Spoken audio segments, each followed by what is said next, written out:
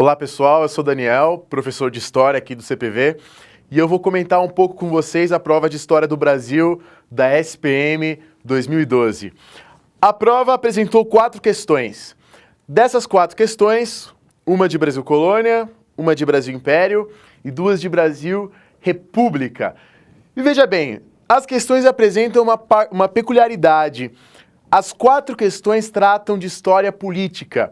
Uma relacionada a revoltas no Brasil colonial, 2 a respeito do problema da questão da Constituição e uma sobre política externa. Então são 4 questões de história do Brasil e 4 questões de história política, o que é fundamental, o que é uma tendência da SPM nos últimos anos, né? Bom para você entender. Muito bem. Primeira questão é a questão 54.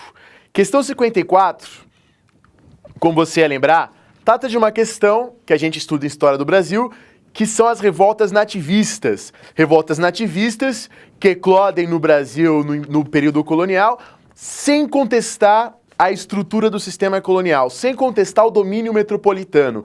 Revoltas nativistas que estão ligadas a questões do fisco, a questões locais, a disputas internas, mas sem ver na metrópole, na dominação metropolitana, a origem dos problemas coloniais. Então essa primeira questão que vocês têm aqui fala da chamada Revolta Felipe dos Santos ou Revolta de Vila Rica, né? Vocês veem com esses 2 nomes. A revolta começa com a implantação das casas de fundição em Minas Gerais. Lembrando que Minas Gerais, na época do ouro, na época áurea da colônia de Minas Gerais, da região de Minas Gerais, foi a região mais explorada pela metrópole. Foi a região que o sistema colonial agiu mais duramente, agiu mais intensamente. E você ia lembrar que em 1720 é instaurada a chamada Casa de Fundição, que proíbe os colonos, os habitantes de Minas Gerais, de andarem com ouro em pó ou com ouro em pepitas, o que prejudica imensamente a vida dos mineiros que faziam todas as suas transações aí com pepitas, com ouro em pó, que dificulta intensamente. Por isso, em 1720, eclode a chamada Revolta Felipe dos Santos ou Revolta de Vila Rica. Era isso que o texto fala e era essa a resposta correta. Alternativa B, Revolta Felipe dos Santos ou Revolta de Vila Rica, como a gente também se refere normalmente.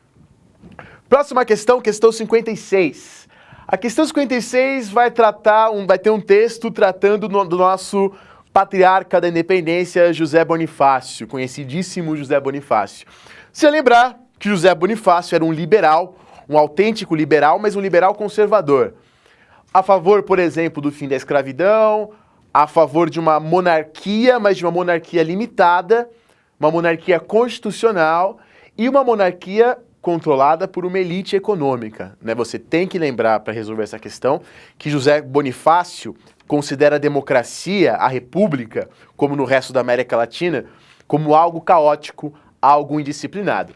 E você ia lembrar que em 1823 é projetada uma Constituição para o Brasil, a chamada Constituição da Mandioca, né? Constituição de 23, que os deputados fazem e tentam impor para Dom Pedro I. O que dizia essa Constituição de 23? A Constituição de 23 vinculava ao voto a quantidade de alqueires de mandioca que se possuía. Era, portanto, uma Constituição mais ligada aos latifundiários, aos fazendeiros. A Constituição de 23 era uma Constituição anti-lusitana. Era uma Constituição que proibia os comerciantes, os portugueses, de fazerem parte do poder político. E era uma Constituição que, sobretudo, e isso é importante aqui, limitava os poderes de Dom Pedro I. Proibia ele de ter, por exemplo, veto absoluto, proibia ele de dissolver as assembleias. Então, justamente, como você vai lembrar, Dom Pedro I não aceita essa Constituição, ele cerca a Constituinte de 23 com armas, dissolve ela e outorga, né, impõe a Constituição de 24. E quando ele faz isso, ele acaba por prender e exilar José Bonifácio, e essa é a questão correta, a questão E. Né? José Bonifácio se opõe a Dom Pedro I no momento da Constituição da Mandioca, quando ele quer limitar os poderes de Pedro. Muito bem. Passemos para a próxima questão, questão 58. Questão 58, você tem um texto falando sobre o assunto, que é o assunto máximo dos vestibulares de História do Brasil. O que mais cai isso não só na SPM, mas em todos os vestibulares de história do Brasil, é a questão da república oligárquica, do controle das oligarquias, do café com leite. Isso é o assunto top, né, vamos dizer assim, nos vestibulares de história do Brasil. A questão da república oligárquica, do arranjo oligárquico, do poder estadual. O que dizia essa questão? A questão perguntava para você a respeito da Constituição de 1891. E você tinha que lembrar que, ao contrário da Constituição de 1824, na Constituição de 1891 a eleição era direta. Quer dizer, o eleitor votava diretamente no deputado, diretamente no senador, ao contrário de 24, quando você votava em alguém que iria, por sua vez, votar no senador, votar no deputado. Então a eleição é direta. Segundo lugar, você ia lembrar que a votação era aberta. E esse voto aberto é justamente o que dá margem para que aconteça o voto de cabresto, o curral eleitoral e aquelas coisas todas que vocês bem sabem. Terceiro lugar, a Constituição de 1891, nossa primeira Constituição republicana, está escrito nessa Constituição que o voto é universal.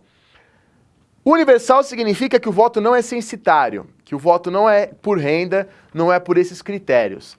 E você podia ter se confundido, lembrando que essa Constituição excluiria, por exemplo, as mulheres, que essa Constituição excluía, por exemplo, os analfabetos. Você podia lembrar dessas coisas. No entanto, no texto da Constituição se dizia que o voto era universal. Para eles, era óbvio na época, obviamente, para a mentalidade da época, que uma mulher não podia votar, que um analfabeto não podia votar. Como para a gente hoje, um menor de idade também não vota. Um menor de 16 anos também não vota. Para a gente é óbvio, e por isso a gente chama que o nosso voto hoje é universal.